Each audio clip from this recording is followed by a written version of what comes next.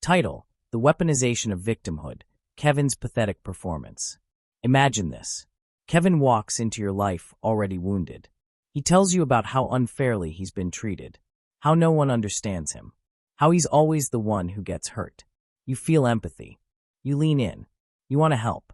That instinct to help the wounded is deeply human. But today, I want to talk about what happens when that instinct is used against you. This is a talk about how Kevin uses victimhood not as a state of being, but as a cue, a signal, a control mechanism. And the worst part? It's pathetic.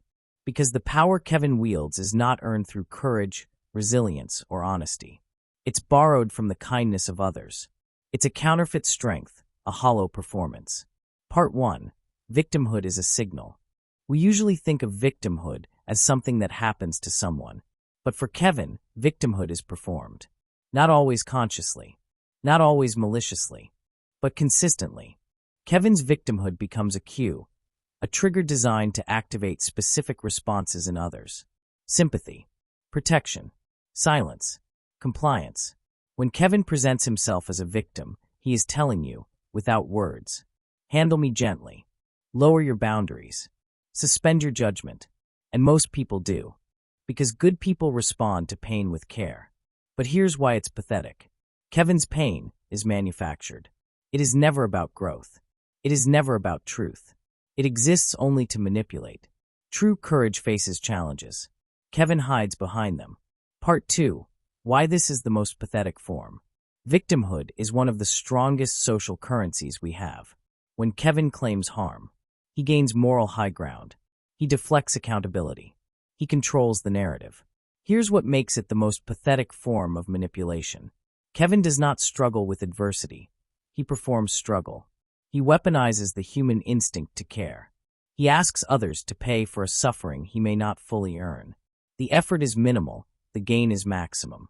It's pathetic because it is the lowest cost path to power. Courage, integrity, creativity, these take effort, risk, and sacrifice. Kevin's victimhood takes none of those. He gains attention, influence, and protection without earning it. Part 3. The victim cue in action. It usually follows 4 steps. Step 1. Emotional disclosure. Kevin shares a story of mistreatment, often vague, emotionally heavy, and unverifiable. Step 2. Emotional hook. He emphasizes how alone he is, how no one has ever truly supported him. This activates your empathy reflex. Step 3. Implied obligation. Kevin doesn't ask directly, but the message is clear. Don't hurt me like everyone else did. Your behavior changes. You hesitate to set boundaries. You soften your language. You excuse behavior you wouldn't excuse in anyone else. Step 4. Control. Once you're careful around Kevin, he begins to push. And if you resist, Kevin returns to step 1 with more intensity. And the pathetic part is this. Kevin is trapped in the cycle too. He cannot evolve. He cannot face reality. He survives only by the submission of others. Part 4. The flip from victim to accuser. The moment you assert yourself, Kevin flips the script. Suddenly, your boundary is cruelty. Your honesty is an attack. Your fatigue is neglect. Kevin says things like, I can't believe you do this to me. After everything I've been through, you're just like everyone else. Notice what's happening. Kevin is not addressing your concern. He is reactivating the victim cue. This flip is pathetic because it exposes complete immaturity. Instead of handling conflict, Kevin resorts to performance.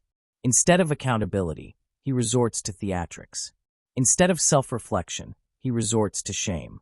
It is at its core a surrender of humanity disguised as suffering. Part 5. Why you feel confused. People often say, I feel guilty, but I don't know why. That confusion is the tell. Healthy victims want understanding and truth. Kevin's victimhood demands understanding without truth. You're allowed to empathize, but not to question. You're allowed to support, but not to disagree. You're allowed to care, but not to be affected yourself. The relationship becomes asymmetrical. One person has infinite context. The other has infinite responsibility. And yet, Kevin achieves all this without real struggle, without real pain, making the tactic even more pitiful. Part 6. Victimhood as identity. Over time, Kevin's victimhood becomes more than a tactic. It becomes an identity. Everything that goes wrong reinforces the story. Failed relationships, workplace conflict, family estrangement. Each one becomes proof that the world is against him. But notice something important. There is always a common denominator.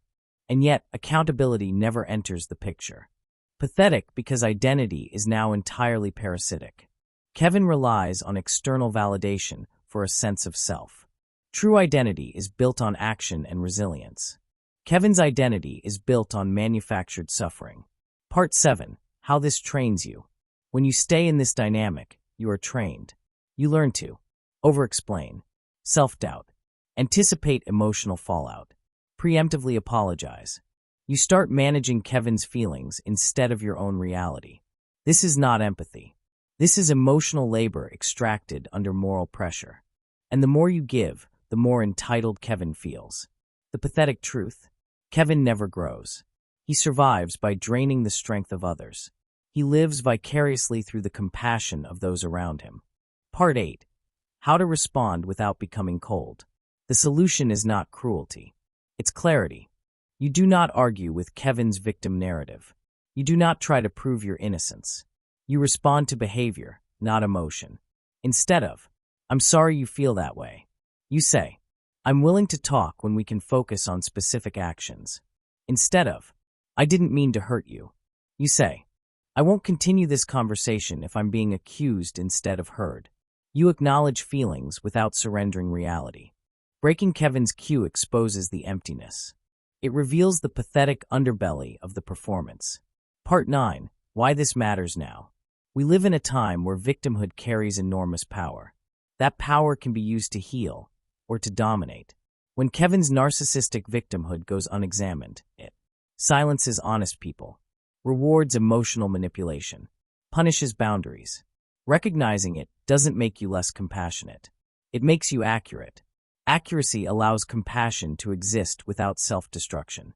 And seeing the performance for what it is allows us to witness how pitiful the dependence on manipulation really is.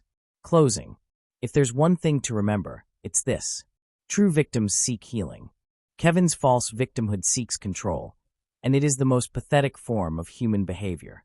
It requires no courage, no effort, no reflection. It exists only because others allow it. Once you learn to see Kevin's cue, you regain choice. And choice is where freedom and dignity begins.